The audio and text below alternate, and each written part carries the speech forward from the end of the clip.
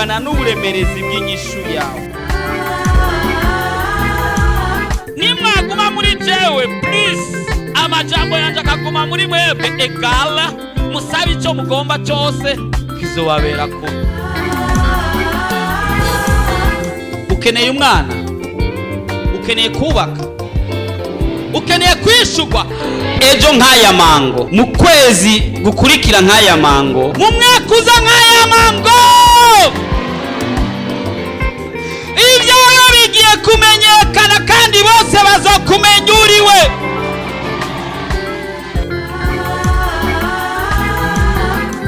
Ariko Yesu araha, ariko arakubaza ati ubu ugomba gukira nimugwane. woba urusha, woba uremerewe, woba ufise ibibazo waburiye inyishu, woba ugomba kwakira Yesu Kristo nk'umwami n'umukiza w'ubugingo bwawe, woba ugomba kuvugana n'umukozi w'Imana Pasteur Jackson Nkeshimana, wo mwandikira ubutumwa bugufi kuri 76 96 96 96 kugira ngo agusengere kandi agufashe mu buryo bw'impwemu. Yesu yavuze ngo nimuze kuri jewe mwese abananiwe n'abaremerewe ndabaruhura.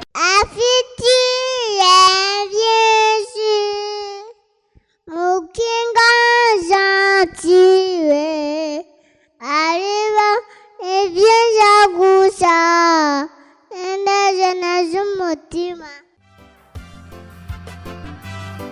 Urashaka kwama ukurikirana ubutumwa bwiza ku telefone yawe? Ja kuri YouTube wandike Pasteur Jackson Nkeshimana, urasanga ko ubutumwa hamwe n'ubwo yavuze kera. Ntibibagire kugira subscribe canke s'abone, wibuke kubusangiza n'abandi.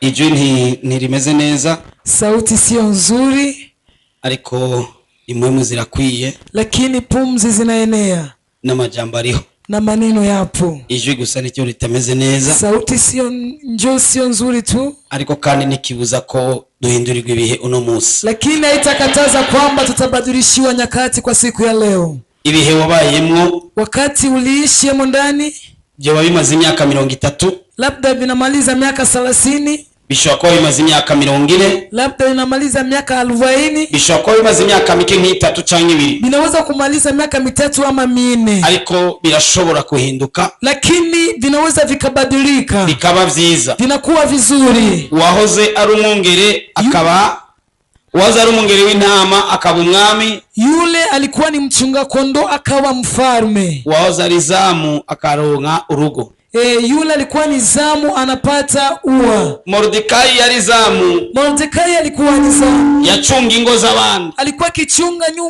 maupango za wengine, kandi bigaragara ko atanurwo yari afise urwiwe, tena inaonekana kwamba hakukuwa na upango wake, ariko tuzagweza inkuru afise parcelle yiwe, lakini tutakwenda kumalizia habari akishakuwa na parcelle na matungo yiwe pia na mifugo yake. Muziko uku kwezi ari ukwezi ko, unajua kwamba huu ni mwezi wa kupendelewa na Bwana, ni ukwezi ko, ni mwezi wa kupendelewa na Bwana, ni ukwezi ko gutoneshwa n'Imana, ni mwezi wa kupendelewa na Bwana. Ndifuza kuno musi tuzaguheza kino gikorane, nahitaji tumalize mkutano huyu maze nawe ukaronka ibyawe, na wewe upate ya kwako.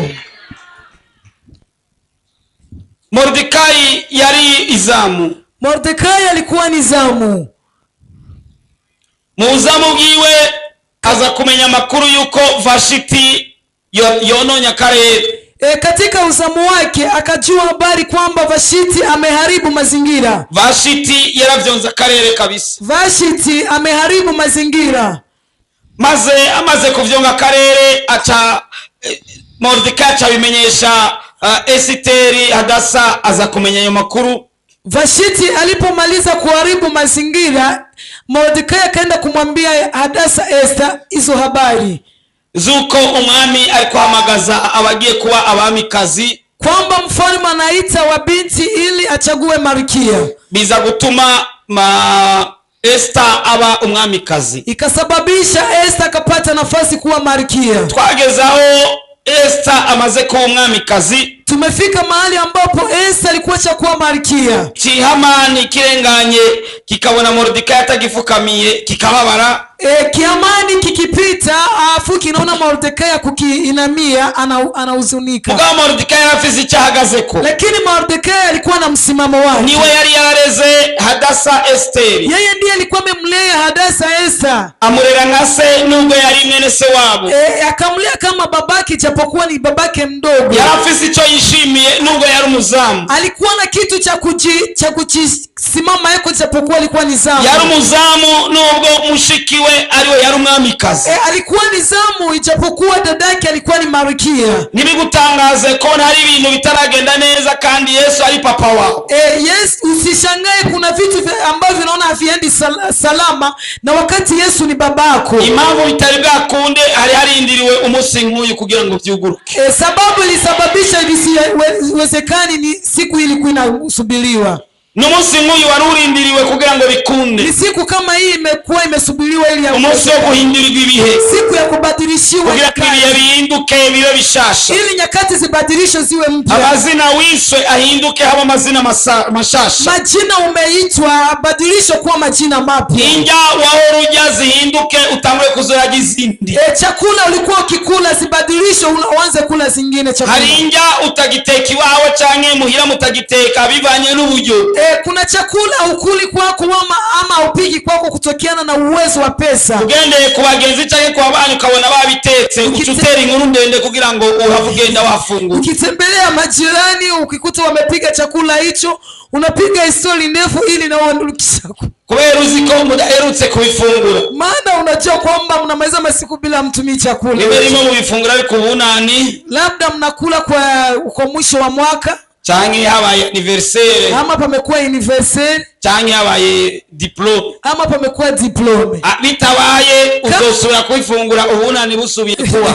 Kama bikuwi utaongeza tena kupata kile chakula paka mwanzo wa mwaka ujao. Ariko guhera no munsi izonja uzoruzifungura buri somene buri ndwi. Lakini kuanzia leo chakula hicho utakula kikula kwa wiki. Kuko nawe urabibere. Maana na wewe anakustahili anakupenda. Hari muzu utabaza ibei kubera uziko ayo mahera tayufise. Kuna nguo ulizi bei kwa sababu unaona pesa hizo hau. Ugiye mu isoko kwa Sioni au wadandaza masipera mawaksi na manuze. Ukienda huko sokoni kwa Sioni mali wanachuza masiperi mawaksi mawande. Muzi ningene hasa. Hujui jinsi panapyo fanana. Alikuwa kazero wadandaza kumunyerera.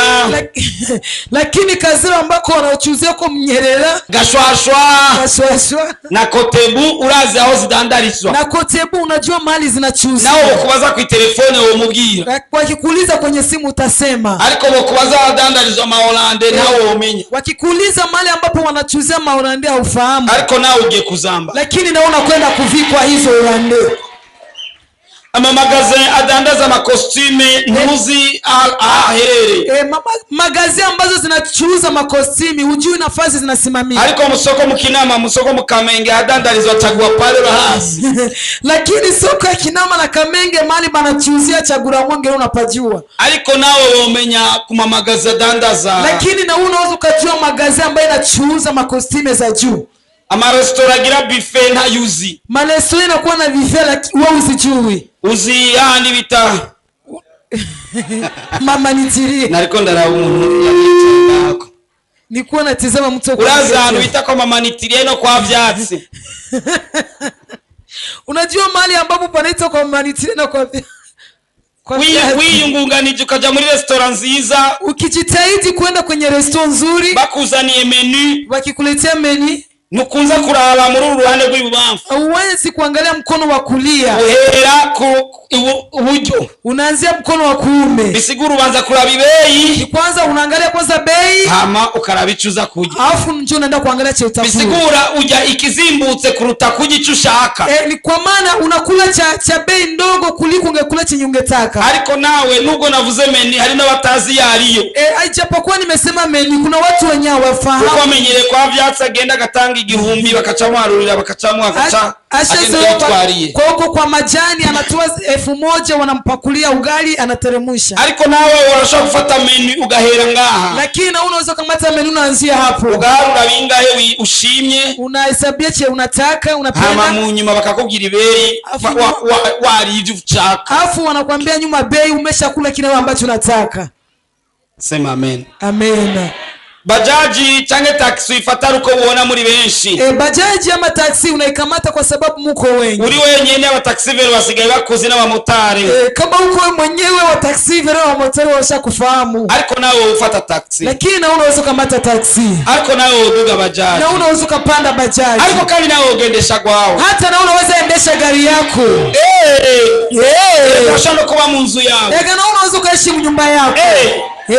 Wavuki amezi 9. Na umezaliwa miezi 9 kama wewe nawe. Na wewe ni wakati wako sasa. Nawe ibihe bigiye guhinduka. Na wewe nyakati zinakwenda kubadilishwa. Nawe ibihe bigiye guhinduka. Na wewe nyakati zinakwenda kubadilishwa. Umenyereye ukorera abandi, umeshazoea kutumikia wengine, ariko kandi nawe ukoresha. Lakini na unaweza kumtumikisha yule.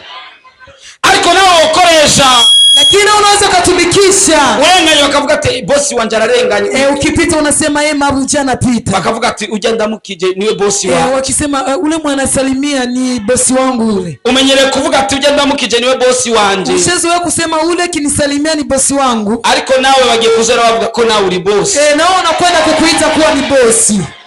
Ko nawe urashikiriwa. Maana nawe umefikiriwa sasa. Mordekai hagarigiye rero Hamani. Ikafika wakati Hamani arikuza arabona ko akomeye cyane ko umwami nawe yamushize hejuru. Akajiinua kaona kwamba yeye ni wa juu, maana mfalme kwa shamutia juu. Ariko Biblia ivuga ati, lakini Biblia inatuambia ayikuzaye atashushwa. Ati uwishira hejuru azoja hasi. Nuwicishije bugufi Imana izomushira hejuru. Na yule ajishushaye atainuliwa. Kandi uri hejuru cyane akorotse hasi buriya niyo ababara cyane kuruta uwari hasi gato gato. Tena yule alikuwa akianguka akishushwa pana anaumia sana. Mordekai yaje gusenga amasengesho y'imisi 3. Alipomaliza kuomba ile maombi ya siku 3 baratulia, wakatulia. Esiteri yamaze gusaba umubonano kwa umwami. Esa ameshaomba uonano na mfalme. Acabwira umwami ati je ndagomba ko dusangira. Akamwambia mfalme mimi nataka tuchangie. Atariko kandi dusangiye uzanane na Hamani. Lakini katika karamu hiyo uje na Hamani. Kiamani bakibwiye ko umwami kazi amuhamagaye nawe asangire n'umwami. Kiamani kiliposikia kwamba Malkia amekiita kichangie na mfalme, acharagara kurusha, akavimba akazidisha. Bakara yao agenda gucya cyatangura kuzagenda. Alifika naanza kupanua mikono zaidi. Barasangira n'umwami, wakachangia na mfalme na Esiteri. Na Esta Malkia. Umwami arabaza Esiteri ati mbwira icyo ushaka. Mfalme akauliza Malkia Esta, niambie kile ambacho nubwo cyo bigisata cy'igihugu ndaguha, hata kiwe kipande cha nchi yangu nitakupa. Esiteri amubwira ati ndagifise icyo nza kugusaba. Esta Malkia akamwambia nina kile nitakwenda kukuomba mfalme, ariko suno musi, lakini si leo. Unyemere kandi ejo tuzosubire dusange. Unikubalie tena katika karamu ya pili. Kandi na Hamani azoze. Tena na Hamani mualike aje. Kiamani kitumvise kichekeragarako. Kiamani kiliposikia kabisa kikajisikia ujasiri. Ageze muhira Hamani. Hamani alipofika ndani ya nyumba yake, akatuma guhamagaza ababanyi n'inshuti n'abagenzi. Akaitisha majirani pia na marafiki kugira ngo batere inkuru icyo cyonyene, ili wapige historia tu hicho tu. Mugageze ku irembo ariko arataha. Lakini alipofika kwenye mlango na Mordekai ari ku irembo, akamwona Mordekai kwa umutima uramubabaza cyane. Nafsi yake kamuuma sana. Ntiyamenya ko hakujua kwamba umutumiye gufungura yule amemwalika kukula warezwe na Mordekai, alilelewa na Mordekai, mwana wa Mordekai, mtoto wa Mordekai. Mordekai afise ubasha hejuru ya Hamani, mbwa Hamani ntavyarame. Mordekai alikuwa na mamlaka juu ya Hamani, lakini Hamani alikuwa bado hajafahamu. Tubafise ububasha nivyo batazi. Tuko na mamlaka juu yao ijapokuwa tubafite ububasha nivyo batazi. Tuna mamlaka juu yao lakini hawayatambui. Ariko hari umunsi bazobimenya. Lakini kuna siku watajua. Nibabona ubuzima bwacu buhindutse. Siku wataona maisha yetu yanabadilika. Uno munsi wo guhindurwa ibihe. Siku ya leo kubadilisha. Nabo bizobatangaza. Na wao watashangaa. Arahamagara abajama, akaita wajamaa. Imana ziwe zose niko telefone zitari bwabeho. bahati yake ni kwa sababu simu zilikuwa yalikuwa yandika magrupe yose ya WhatsApp labda angalitumia magrupu yote ya ati WhatsApp. nariye inkoko, nimekula kuku, nariye sinzi niki, nimekula sijui vitu gani, dusangiye n'umwami, nimechangia na kandi mfalme, Esiteri yanumiye ngo nejo nzogaruka, tena Malkia kanialika na kesho nirudi kula. akabibwira umugore wiwe, akabiambia mke wake, abibwira n'abajama, akabiambia na marafiki zake. abajama bacha bamubwira n'umugore acamubwira niwe yatangiye kumubwira. Marafiki wakamwambia, lakini mke wake ndio alianza kumwambia. Kuko Hamani acababwira ati mugabo narenganye kwirembo Mordecai ndakibona cicaye yatangiye babaye. Hamani akaambia marafiki zake, lakini nimepita kwenye pembeni ya mlango nikaona Mordecai, nikasikia nafsi yangu inaniuma sana. Baguma batubona bakababara ariko nacho bazotubwira. Wanabaki wanatuona wanaumia, lakini hawatatufanya kitu. Amen. Sinzi kurara ba filme. Sijui kwamba umeshaona film ama sinema yamikinwa n'inkoko n'isenene. Inkoko n'isenene inachezewa na kuku na senene. Senene niyo acteur principal. Senene ndio acteur principal. Senene canke igihori. Senene canke igihori wala panzu cinjiye mu icupa, kikiingia kwenye chupa, inkoko yamiza igomba kukirya, kuku inataka kukikula, bikangika ku madomagura. Sasa vinakata inabaki inapiga kwenye zao. Manake nafsi na iuma mpaka. Bwana saidie sana. Amen. Niko baguma batubona mugabo bikanga. Njoo gisi wanabaki wanatuona, lakini haiwezekani. Nacho bazokubwira. Hawatakufanya kitu. Urakingiwe. Wewe umelindwa na Bwana. Urakingiwe. Umelindwa. Neno la Mungu linasema akulindaye hata lala. Ati ngo ukuzigamana unyiza. Ego ukuzigamanazo unyiza. Eti akulindaye hata lala. Tuzigamwa n'ijuru. Sisi tunalindwa na Mungu. Kandi nacho tuzo. Tena hatutakuwa kitu. Abibwiye umugore amugati alipomwambia mke wake akamwambia ejo rero sasa kesho asubuhi ugiye ku giturire cy'umwami, utakapoenda kwenye kalamu ya mfalme, wewe uzocimumanika Mordecai, wewe utengeneze mti afu umutungike Mordecai, watengeneze bakora igiti cy'intambwe 50 wereye ku nkokora, watengeneze mti mrefu kama 50 bache bamanika Mordecai, afu wamtungike Mordecai, ama ufungure Mordecai amanitse hejuru, afu uende ukule pamoja na mfalme Mordecai ametungikwa juu. Hari ikintu je nita coincidence, sinzi ngene no kivuga mu Kirundi. Kuna kitu wanasema ibintu guhurira hamwe mu mwanya utaziga. Vitu kukumbania mahali pamoja kwa muda ambao kukuna unaelewa.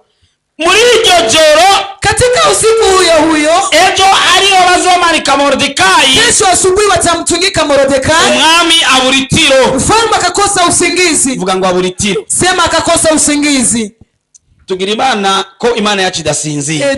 Tuna bahati kwa sababu Mungu wetu n'ijuru ntiryarose itiro kubw'iwawe, na mbingu haikupata usingizi sababu yako.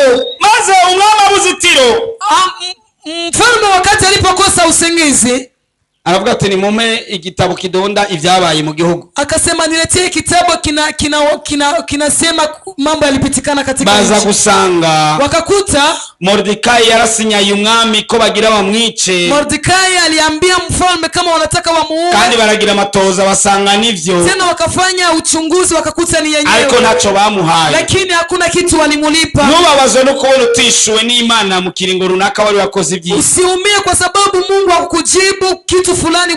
Ichiza ntabwo cigera kibora, kizuri huwa kiozi, waragikoze umekitenda, ariko kandi Imana izokwishura, lakini Mungu atakujibu tu. Ichiza ntabwo kibora, kizuri hakiozi. Narivuze ngo nilikuwa nikisema ichiza ntabwo kibora, kizuri hakiozi. Uzogikore wirenganire, wewe tenda mema ukirabitswe, maana kineweke. Umwami arabaza ati none uyu muntu twamukoreye iki? Mfalme akauliza sasa huyu mtu tumemtendea nini? Bamubwira ati nacho mwamukoreye. Wakasema hakuna cha tumemtendea. Siwe yabonye burakeye, si nje aliona mfalme unakucha. Acha coincidence bya bintu bihura navyo, kandi sasa vile vitu vya kukutanana tena. Hamani kiraza mu gatondo, Hamani akakuja asubuhi kuomba mfalme ili amtungike Mordecai, kugira ngo bamanike Mordecai, ili wamtungike Mordecai. Ashitse alipopafika atwira nuko umwami ariko ariyumvira ndamukorera iki uyu Mordecai. Akakuta mfalme yuko anajiwaza sasa, Mordecai katenda mema nimfanyie nini? Achabaza Hamani, akauliza Hamani, ati bwana Hamani, akauliza Hamani, mbega umuntu umwami agomba kugirira neza yo mukorera iki? Je, mtu ambao mfalme anapenda anaweza kumtendea nini? Biblia ivuga ngo Hamani mu mutima cyayibaza ati ni je bagira bagirire neza. Biblia inasema kwamba Hamani akajikuza kwenye nafsi akasema mimi ndo nataka nitendewe haya. Achavuga ibyiza gusa ati baze bafate impuzu z'inyambara bami. Akasema mazuri, wakamate nguo ya mfalme, bafate ifarasi y'umwami, wakamate farasi ya mfalme, bache barondera umuntu afise icyubahiro kirusha abandi baganwa bose. Wanakamata mtu ambaye ana heshima katika washehe wote. Yibagira ko ufise icyubahiro kirusha abandi bose yariwe. Akasahau kwamba yule ambaye ana heshima kuliko wote ni yeye Hamani. Ati atagenda amutembereza mu isite avuga ati umwami yagomye kugira neza n'uyu. Eti ampitisha kwenye lango kuu akisema eti yule mfalme amependa ni huyu. Umwami acamubwira, mfalme akamwambia, fata ivyo vyose uvuze, kamata hayo yote umeniambia ubikorere Mordekai, yatendee Mordekai. Amena. Wewe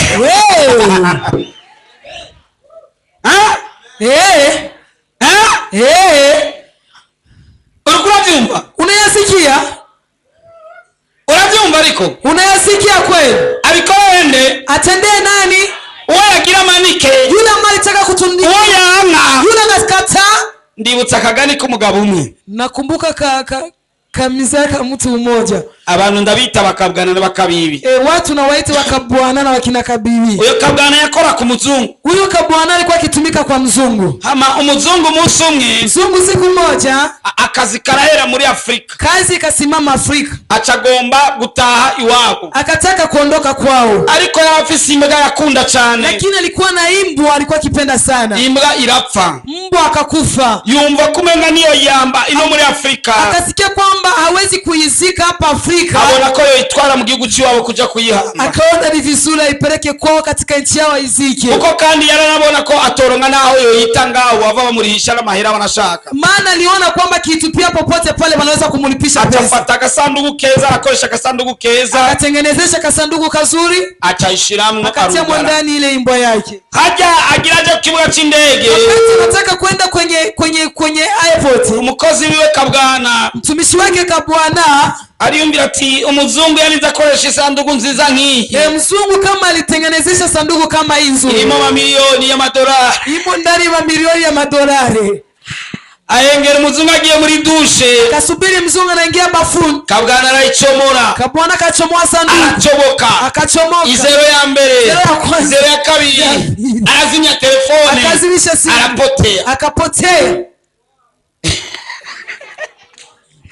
Anyegera quelque part mu kizu. Akajificha katika kinyumba fulani. Azingo yakoye nabi muzungu. Anawaza kwamba ametendea vibaya mzungu. Agumara abahari ya murukaramo kw'indege zigira ziguruka. Anaangalia kule ukaramu kama avion zinapaa. Azabona indege iragurutse. Akaona avion inapaa. Ati muzungu ndazi ko atosiba. Akasema najua mzungu hatashinda. Ifaranga yabihevye. Hii pesa ameliacha. Akajana muhiriwe. Akaelewa ndani.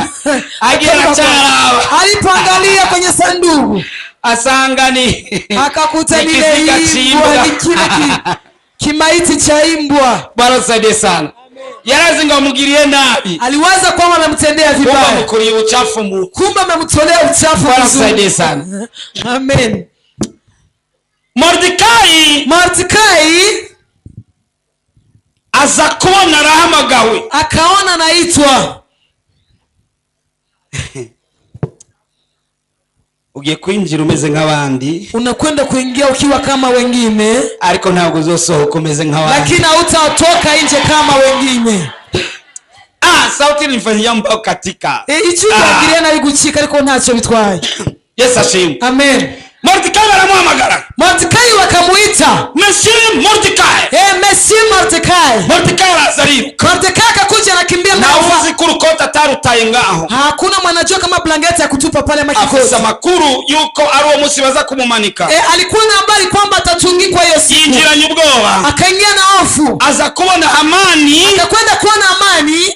Ni watangiye kumwambika ndio anaanza kumuvisha nguo ya kifalme.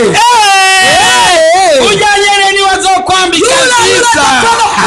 Mazuri. Aizokoresha abonyene. Itatumikisha hao. Nuko batabishaka. Itapokuwa hataki. Nuko batabishaka. Itapokuwa hataki. Kugira neza batabishaka. batabishaka, bazokuvuga neza batabishaka, bazokwambika kositime batabishaka, batabishaka, watakupa bila wataki, bazogukorera batabishaka, watakuoa bila wataki. Arwarakeneye inkwano bazogukorera batabishaka. Yule anataka franga za doti, arwarakeneye gukobwa bazogukwa batabishaka, watakudotea wataki. Ndibwira ko batamambitse iyo muzu nawe ntubatabanje kumwoza. Nikizani kweli abakuvisha hiyo nguo ya kifalme bila kumwoza. Ndibwira ko yatangiye kumwoza. Labda kwanza anaweza kwanza kumsafisha vizuri. Akamtoa tunani amugira neza, akamtengeneza vizuri, akampatia kapoda. Makeup amugira neza kabisa. Chimordika ati sasa. Mordeka akasema voila. Nakugiye ngo ikijewe. Kwambia mimi Umuyuda. Mimi Uyuda. Ashira akaguru kandi akatia mguu mwingine kuongine. Wambonye murayizi. Umuntu bamuhaye lift. Abahawe lift nibo bakunde gushira uwo wambonye. Ati wambonye. Wale wanapewa lift wanatia eti umeniona. Nyeni modoka sikensha ishira kwa shira kwa mwenaga. Mwenye gari mara mingi ati alikuwa wahawe lift arashira kwa wambonye. Lakini yule lift anaonesha kwamba umeniona. Kada gendera mutsabarenga na bose. Tena naenda na salimia watu wanapita. Jambo. Nibwira ko Mordecai yaramutse abakabibi bakabwana. Nafikiri Mordecai amesalimia wakabona. Ati amani hagarara. Eti sima. Nuze nyarete ni sawa hiyo. Arete ni sawa huko. Ati Janine ni sawa hiyo. Janine ni sawa huko. Pascal ni sawa akabaramutse. Pascal wote akawasalimia. Hamani nawe umwami agomba kugirira neza ko bamugiye ko ategeza kugenda semerera. Amani naye kaenda naimba maana mfalme alimwamuru ati aende kiimba. Niwe yari ministre mukuru mu bandi ba ministre, premier ministre. Yeye alikuwa premier ministre. Ministre wa mbere, ministre wa kwanza. Akagenda avuga anaenda nasema kuri zamu Mordecai. Eti kwa zamu Mordecai batashe walipoondoka nyumbani. Walipoondoka umwami acamugira ati mfalme akamwambia ingoro yo dufungure. Sasa njoo twende kula sasa kwenye karamu. Mugaba Amani aravuga ati lakini Amani akasema ndabona karere kahindutse. Naona majira yamebadilika. Reka mbanze ntaye muhira. Acha kwanza nyumbani. Bimvikana ko yasho yari nyinshi. Labda jasho ilikuwa imeshamtoka. Afise farasi. Akikuwa na farasi. Ndogoba inyuma. Agenda atwaye izuba ryose ryamuhereye. Yote anakwenda kuimba na imba. Acha ati mumbabaye gatoce muhira. Akasema samani kidogo. Ageze muhira. Alipofika nyumbani. Acha dondera madamu iwe na baba jamaa ibyaba. Mke wake pia na jamaa zake yenye amemkuta. Urabingana abantu bameze nabi. Sasa uone gisi watu ni wabaya. Ubwa mbere nibo bamosheje ngo amanike Mordecai. Mara kwanza walimudanganya eti amtungike Mordecai. Ariko ubwa kabiri lakini turu ya pili reka tusome majambo bamubwiye. Acha tusome maneno walimwambia. Kada ayo majambo niyo nanje ndakubwiye. Tena ni maneno na mimi nitakwenda kukwambia. Esiteri 6:13. Esther 6:13. Maze yiganira Zereshi umugore wiwe n'abagenzi we bose ivyamubaye ko byose. Nuko abahanuzi biwe na Zereshi umugore wiwe baramubarira bati Mordecai kutanguye gucurangurizwa imbere yiwe asanga ari uwo mu ruvyaro rw'abayuda ntuzomushobora. Ariko uzocurangurizwa imbere yiwe nta kabuza. Amena shira izina ryawe. Asanga ari uwo mu ruvyaro rw'abahope church ntuzomushobora. Ariko uzocuranguriza imbere yiwe nta kabuza. Amena. Bagiye gucuranguriza imbere y'amaso yacu. Wanakwenda kuanguka mbele ya macho yetu. Bagiye gucuranguriza imbere y'amaso yacu tubona. Wanakwenda kuanguka mbele ya macho yetu. Bagiye kumaramarira imbere y'amaso yacu tubona. Wanakwenda kufedhehesha mbele ya macho yetu. Yesu awabariki sana. Reka twicara. Acha tuketi. Baca baramuca intege rero. Wakamkatisha tamaa. Nibo bamubwiye. Ndio wamemshauri. Mugabo kandi bamuciye intege. Tena nyuma wakamkata nguvu. Aragenda ibwami gufungura. Akaenda kwenye karamu. Morale zaheze. Morale zishaisha. Umwami kaza carabibwira rero umwami. Malkia kanza sasa kumwambia mfalme. Ngerageje kunyarutsa. Nikijaribu kufanya. Arabibwira umwami. Akamwambia mfalme. Umwami atinde. Mfalme akauliza ni nani huyu anataka? Hamani. yagomba kwica Mordekai alikuwa anataka kumuua Mordekai ubwoko bwanyu bwose eti na kabila lenu lote. rero cha giti yagira manike Mordekai Yule mtu alitaka kumtungika Mordekai, nibagende bakimumanike, yeye wamtungike yeye mwenyewe. wari wavyumvise? Umekuwa umeyasikia? Wavyumvise? Umeyasikia? Wavyumvise? Umeyasikia? Bari bavuze ngo bakwirukane mu kazi, ariko ni wagiye kwirukana mu kazi. Balisema kwamba ufukuzwe kazini, lakini leo ndio unakwenda kufukuzwa. Ikibi yakwifuriza ko kikubako, kibaya alikutarajia kikukweko. Ukunukwezi ko gutoneshwa n'Imana. Huyu ni mwezi wa kupendelewa na Bwana. Reka ngubwire, ukunukwezi ko kwitoraguza ninja. Huyu ni mwezi wa kujinena chakula. Kwinenaguza inja. Unajinena chakula. Kwinenaguza ibyambagwa. Unajinena mavazi. Kazi. Hata kazi. Kuko ni igihe cyacu natwe. Maana ni wakati wetu nasi. Mwezi kwacu natwe. Ni mwezi wetu nasi. Mwezi kwacu natwe. Ni mwezi wetu nasi. Hamani afisa abana 10. Hamani alikuwa na watoto 10. Nabo bacha barabamanika. Nao wakawatungika. Bacha bashinga ko urugo rwiwe. Wakasema uwa wake n'ubutunzi bwose bwa Hamani na utajiri wa Hamani ko babuhaye Mordekai zamu. Kwamba wataupa utari bwahongoke menyo. Kama hujatoka meno, abantu bose babene ko wahongotsa menyo. Watu wote wajue kwamba umeshatoka meno. Umusima nizo kuremera menyo mashasha nibo vyemeye. Siku Mungu atakumbia meno mapya wataitika. Amena ninonya ko bibaza ko bidashoboka. Amena ni ndogo kwa sababu unawaza kama yawezekana. Utarakura ngo kwiziga gakarano utararongogwa. Kama hujakomaa ili ueneze miaka 40 hujaolewa. Usizogira mariage yagakura abantu bose bamenya ati yari yaratevye. Siku utafanya harusi ya maajabu watu wote wajue kama umekawia. Utarashomera kugezaho chumba ugali ukabuchumbira amazi y'umunyu. Kama hujakuwa shomere paka unasonga ugali kupitia maji ya chumvi. Hamwe ugomba gucumba utagira nifu. Pale kwa unataka songa ugali au unataunga. Kaja kwa mama Kabibi ati ugali burashare mu. Unaenda kwa mama Kabibi ugali umenitepetana nipatie bigori. Wanakupa ubu ginyange. Wanakupa wanyaye kambaranga. Ungwaye kankoto. Wanakupatia kankoto. Ungwaye gingano. Wanakupatia wosu kavangitiranya. yote unachanga na songa. Wesa zingo nubufuga gukeaniye kume nta nubwo warufise. Amena. Amen. Amena. Amen. Mubwira ati uzofotoresha. Mwambie unipige picha ndugu yangu. Uigumane mu isimu yawe. Ubakiane nayo msimu yako. Kuko umunsi uzoza kungendera. Jusi kutakuja kunitembelea. Niba kuzibira ku irembo. Wakikuzibia kwenye mlango. Uzobereke ko tuifotoreje. Uwaoneshe kwamba tumepiga picha pamoja. Ubabwire ko tuzinanye. Tena waambie kama tunajuana. Harigiye mvuga mukibaza ngo ni nkuru. Kuna wakati nazungumuza mnaweza niko nakata hadithi. Ariko nukuri. Lakini ni kweli. Narigeze kubabwira inkuru y'umugenzi. Niliwahi kuambia habari ya rafiki. Yari mu taxi velo. Alikuwa ni taxi velo. Ngira ndangize. Nataka nimalize. Umunsi umwe ari dimanche araza muhira mvuye gusenga ndushe. Siku moja alikuja dimanche nyumbani, nilikuwa natoka kanisani nimechoka. Ariko ararira.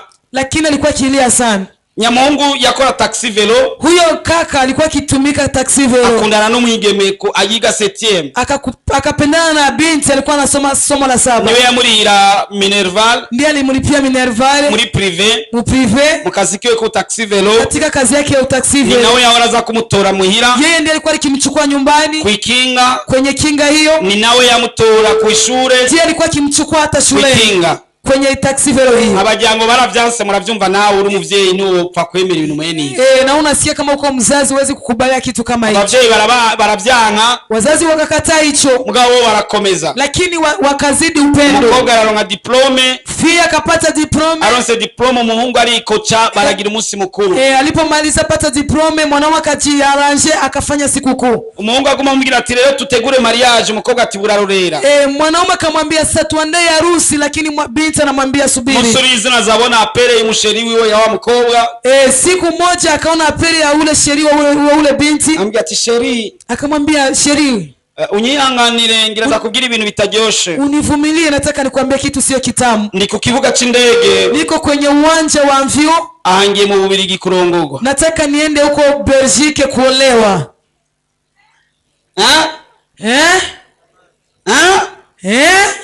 Birababaza. Binaumiza. Birakomeretsa. Binaumiza sasa nyamukobwa agiye mu Bubiligi Sasa ule dada alipoenda Belgique ntiyavyara hakuza umwaka urahera ntiyavyara wa kwanza mwaka ukaisha hakuza myaka ya kabiri ya gatatu ya kangahe ntiyavyara wa kwanza wa pili wa tatu mpaka miaka ikakuwa mingi mukobwa abwira umugabo ati jara umuntu nahemukiye vre lakini ule binti akaambia ule mume wake kuna mtu ambao nimetendea vibaya yari yigoreye mu bukene bwiwe mugabo ndamuhemukira nza amenisaidia katika ukosefu wake lakini wa mugabo ambwira ati subira mu Burundi uje kumusaba imbabazi yule mume wake akamwambia rudi katika nchi yako ya Burundi ukamuombe msamaha ule nyamukobwa ageze mu Burundi yule ndani alipofika Burundi ageze mu Mirango ara telefona alipofika Mirango akapiga simu wa Mungu abona ni ya telefone ule garso akaona ni ile simu ya sheri wake acaramubwira ati buriya jewe akamwambia mie pale ndakeneye tubonane nataka tuonane buriya sinigeze mvyara pale sikuzaa ngomba tuonane ndagusaba imbabazi nataka tuonane nikuombe msamaha Mungu acarazinya telefone mwanaume akazimisha simu acaza muhira rero akakuja kwa mchungaji ariko arira musozi nk'umwana akiwa analia machozi kama mtoto mchanga avuga ati pastor naho uvuga gute akasema pastor hata useme aje sinumva kumuharira sijisikii kumsamehe huyo mtu sishano kwakira telefone yiwe kandi sishobora hata simu yake sitaki hata kuipokea ariyo vyifatamo gute sasa kama ni unaweza kujikamata aje tuafata umwanya ndamwigisha imbabazi akakamata muda akamufundisha kabisa ndamwigisha imbabazi akamfundisha kusamehe ndamwigisha imbabazi akamfundisha kusamehe ati ugurura telefone akamwambia fungua simu muvugane mzungumuze umuharire msamehe nivyari vyoroshe haikukuwa marahisi mugabo vyari bikwira lakini ilikuwa inatosha nivyari vyoroshe haikukuwa marahisi ariko vyari bikwira lakini ilikuwa inatosha kandi nawe vyokunanira na wewe unaweza kukushinda ikizamini hiki examen kama hii nawe vyokugora na wewe unaweza kushinda kabisa nawe vyokunanira na wewe unaweza kushinda turavana ntitwasubira kubonana wakaachana na mchungaji wa kuonana tena haizi misi ndenganya hano muri Rohero palipomaliza masiku anapita Rohero nza kumubona ari mu kimoto kimwe cy'igisaniri akamuona iko katika kimoto cha kisaniri hivi yavyibushe afise gifreshe amenenepa iko na kifreshe ndabona ati ujya ni naka canke niwo basa akaona ati mbona ule ni fulani ama ni mtu anafahamu arahagarara turavugana akasimama wakazungumza twavugana Kirundi kare walizungumza mara kwanza Kirundi mugabo uwo munsi atangura kuvuga Kiswahili hiyo siku lakini akaanza kuzungumza Kiswahili ashamuza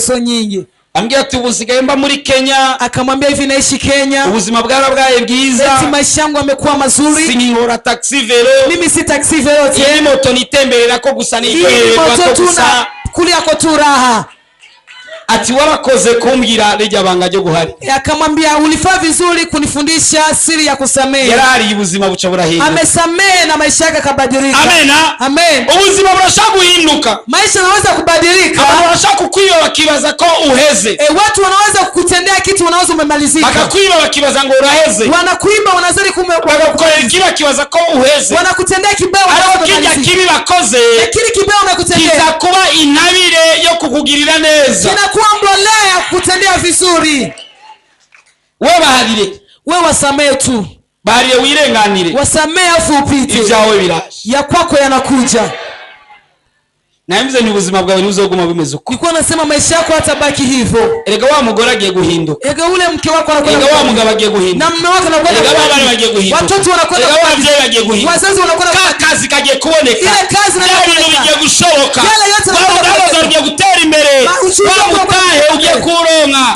ibiye birahita nyakati zinabadilika tugira dusenge tunataka tuombe Mungu goma sengera umuntu agomba kwibihe bihinduka nataka niombe mtu anataka nyakati zake zibadilishwe umuntu avuga ati ibihe byarabaye bibi yule anasema nyakati zilikuwa mbaya ndagomba kwibihe bihinduka nataka nyakati zibadilishwe ibihe bishashi ziwe mpya ahaguruke dusenge asimame tuombe Mungu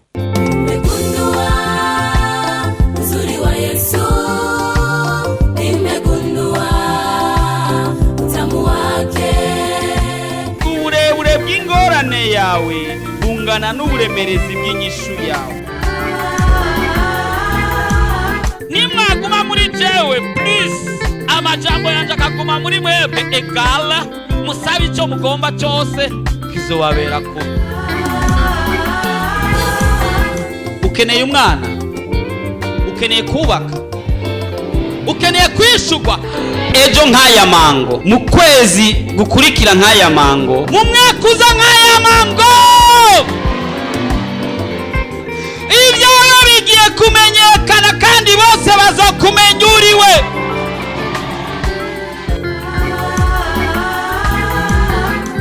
Ariko Yesu araha, ariko arakubaza ati ubu ugomba gukira nimugwane. woba urusha, woba uremerewe, woba ufise ibibazo waburiye inyishu, woba ugomba kwakira Yesu Kristo nk'umwami n'umukiza w'ubugingo bwawe, woba ugomba kuvugana n'umukozi w'Imana Pasteur Jackson Nkeshimana, wo mwandikira ubutumwa bugufi kuri 76 96 96 96 kugira ngo agusengere kandi agufashe mu buryo bw'impwemu.